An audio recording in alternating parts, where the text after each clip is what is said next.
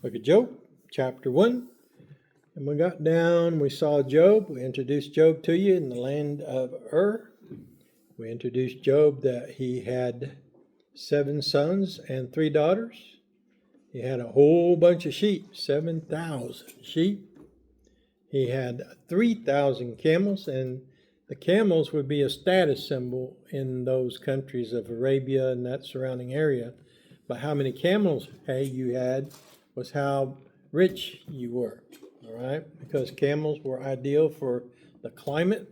They were ideal for carrying large, heavy loads, and they didn't require a lot of water. And that was a good thing, too, because water's scarce over there in a lot of places. So he had 3,000 camels. Then he had 500 yoke of oxen. And what would you do with those oxen? Plow, cut down trees, pull stuff, clear land, all that kind of stuff. Oxen were strong, and that's why they used them for plowing and for towing and toting and things like that. They normally weren't good for carrying packs and stuff, but they could sure pull a plow or pull a wagon or whatever. So oxen were very useful in farming, very useful for, I remember my grandfather had an ox and a yoke, had a big yoke about that big, and he had leather reins that would go on that, and that ox just trudged right along like he knew what he was doing, and he did. And then it says also, not only that, he had 500 she-asses. Notice it says she-asses, so that the point is there that they would use them for milking, for milking, and a very great household. So not only did he have 7 sons and 3 daughters, but he had a whole gob of servants. Because when you have a large, when you call it husbandry, is what they call a large farm, with all of these animals, what does it take to feed all these animals? Manpower. Okay? You got to, and all of these animals can eat. Believe me, ox could eat, camels could eat, she-asses could eat, sheep could eat, and the camels could eat. All of them could eat good. So they had to have farming land for food. They had to have pasture land for food. They had to have water. They had to have all those resources for this type of large farm. So that would involve a lot of servants. Okay, a lot of servants. So that's why it says a huge, or very great household. Now notice the last phrase there in verse 3, it says, so that this man was the greatest of all the men of the East. In other words, he was the top rich man. Okay? He was the top rich man. But now remember what the first verse says. Job was a man that was perfect, upright, and one that feared God and eschewed evil. And it's a rare thing to find a rich man that fears God. But in this case, God was blessing Job because he lived right, he served him, he worshiped him, and he taught him to his sons and daughters. He taught God to them and showed them how to live right and do right, how to conduct a good business, not a wicked business, a corrupt business, a business that would cheat people, but a fair business. Like, for instance, camels. What would you use camels for in those days? Right, caravans. Remember, we get to see the pictures of the virgin or birth of Christ, and we see the 3 kings are always riding camels, right? Well, they rode those camels because they could carry those large loads of whatever they were carrying. So, in this instance, we could see that camels could in caravans usually would go to spaces way out and pick up spices. They would pick up gold and silver. They pick up specialty foods. All those things they would go and get and then bring back and sell and trade for whatever they needed. So it was a thriving business. Obviously, Job was a good businessman because God was blessing him and rewarding him for his uprightness. Job didn't cheat on the scales. You know, that was a big thing in those days, is they'd have different weights. They'd have the good weights, and then they'd have the crooked weights. And I don't mean by shape, I mean by being lighter than what they should be. And they would cheat you on the weights. A lot of people did that because they were robbing people. But Job didn't do that. He was a righteous man and he lived right. Now look at verse 4. And his sons went and feasted where? Okay, so what does that tell you about his sons? They're grown. They have their own places. All right. Now you can imagine with all of this business, this farming, all this livestock, all the things that went with that, that these boys would all have their own responsible areas. And if they had a house, then they would have a wife, right? They would have a wife, and they would have certain businesses that they conducted. Whatever those businesses were, we don't know. But we do know they had their own houses. And what else do we see here? It says, and his sons went and feasted in their houses, every one his day. Now look at that phrase, every one his day. What does that mean? They rotated, but what do you think his day would mean?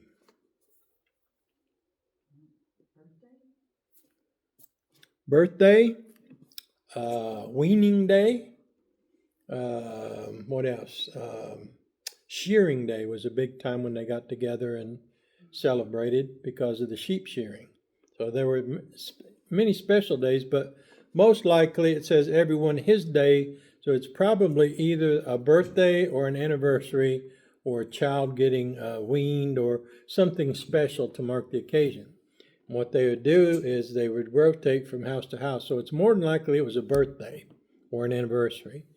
And not only did they go house to house, but remember it says, what else did it say? And sent and called for their 3 sisters to eat and to drink with them. So that means that the sisters, these 3 sisters, were still home with Job. And they were invited to come and celebrate with them at these houses. So that means that these 3 didn't have husbands, or else they would have invited the husbands too, and it would make a note about that. So there were no husbands for these 3 sisters. All right? So they're going from house to house, doing their celebrating. Whatever it was that they're celebrating is not that important. But remember now, they're celebrating not out there having a great party and getting drunk and rowdy and all those kind of things that happen with parties around here. No, they're having a feast. Like they're eating good and they're having fun, clean fun, nothing wicked. And they're hopefully they're doing right in their parties, their feasts. We don't call them feasts anymore. We call them parties. I like the word feast better because I like to eat. You know, you can tell. All right. And it says, and they sent and they called for their 3 sisters to eat and to drink with them. So they invited them out of love and respect. They invited them to their own houses. And the sisters were treated good. They weren't abused or anything like that while they were with their brothers. It was a good celebration, a unified celebration. And that's important. When you have unity in your family, boy, the Lord blesses with that peace that comes when everybody's happy and living together right and nobody's bickering and fighting and all that kind of stuff. Boy, it's nice, ain't it? You ever been around that whenever it just gets quiet, nobody's fighting?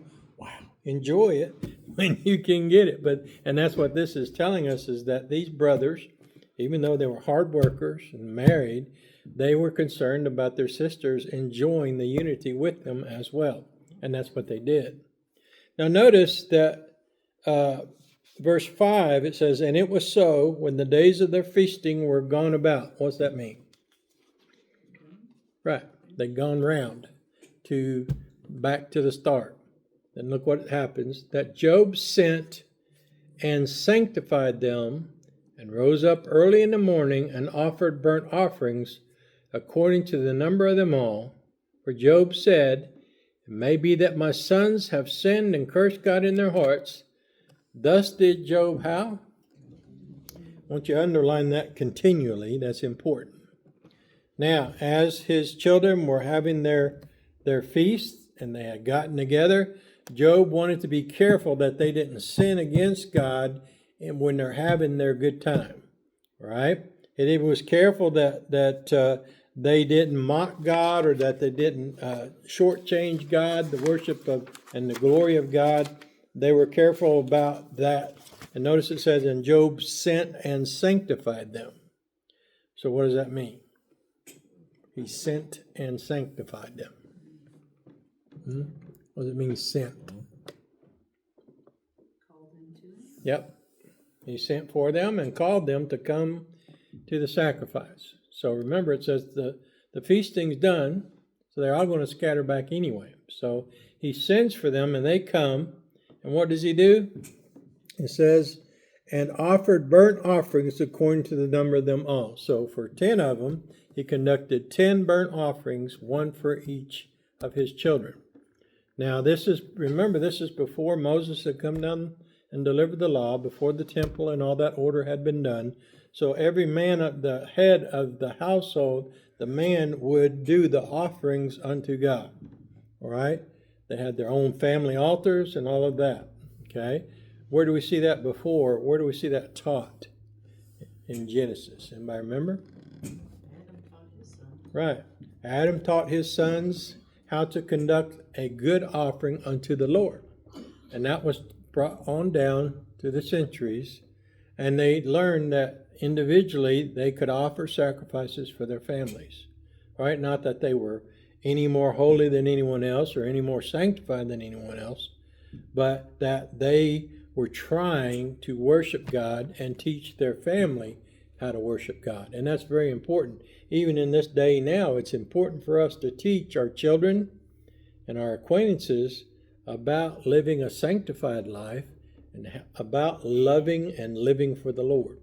And Job loved the Lord because it says he had concern. He says, it may be that my sons have sinned and cursed God in their hearts. And thus did Job continually.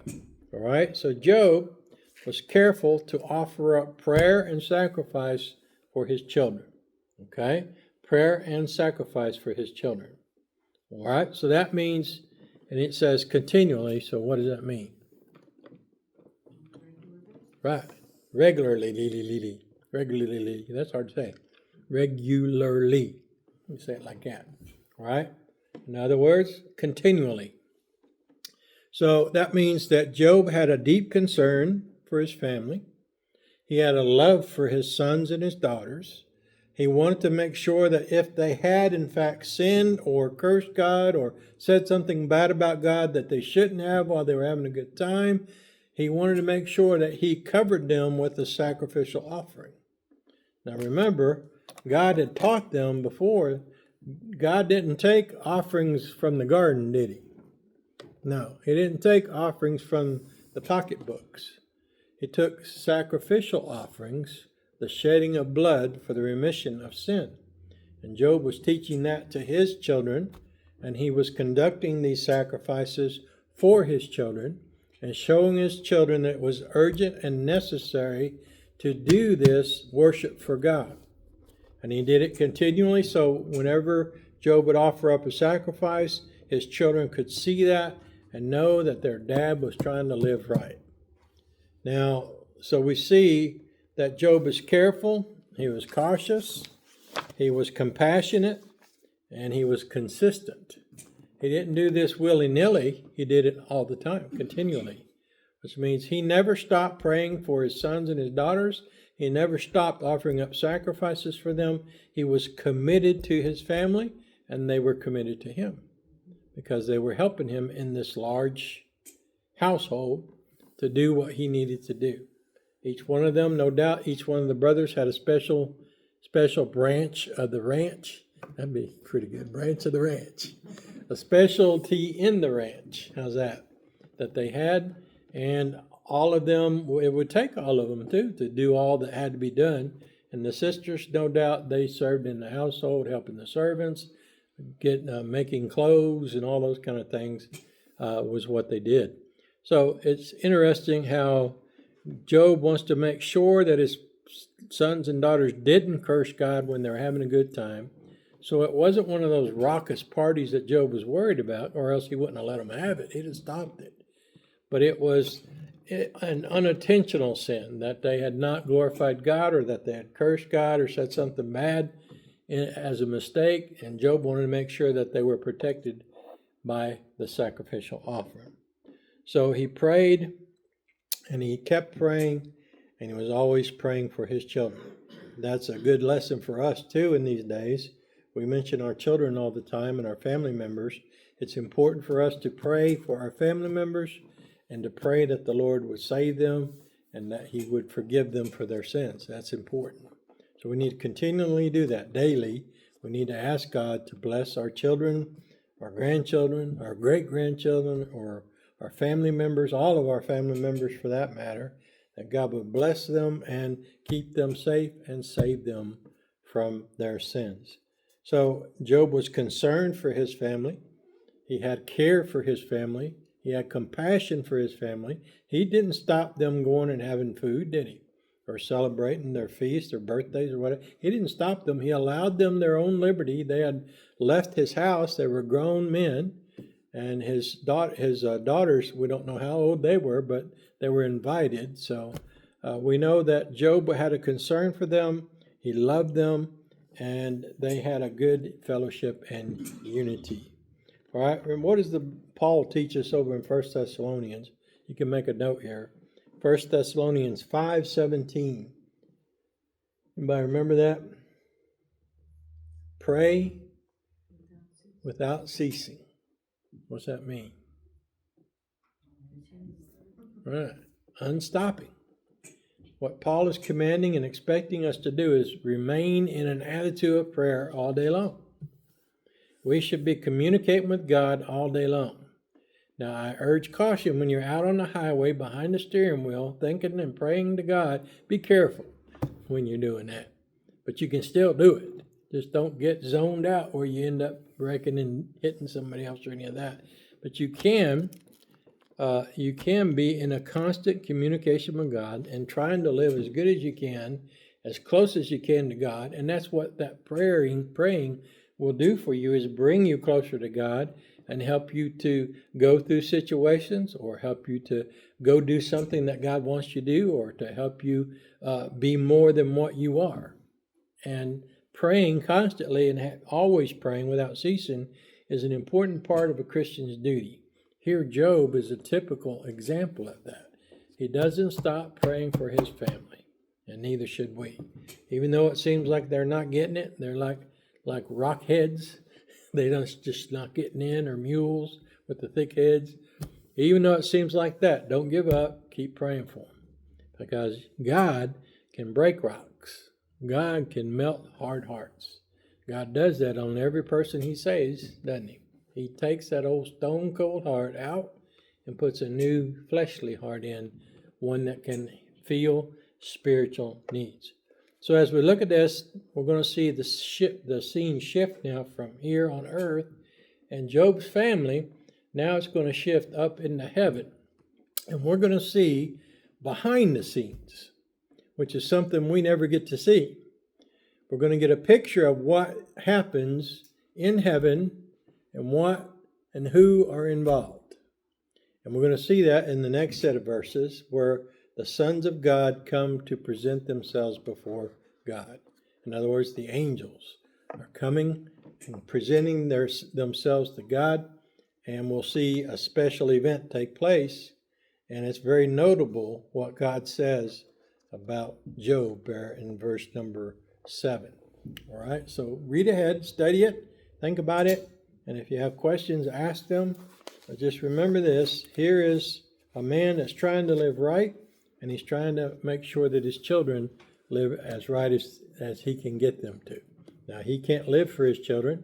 He can't make his children not sin, but he sure can cover them with prayer and offer them spiritual advice and teaching. So think about that, and then think about the next week and starting in verse 6. All right, we'll stop there. Let's all stand.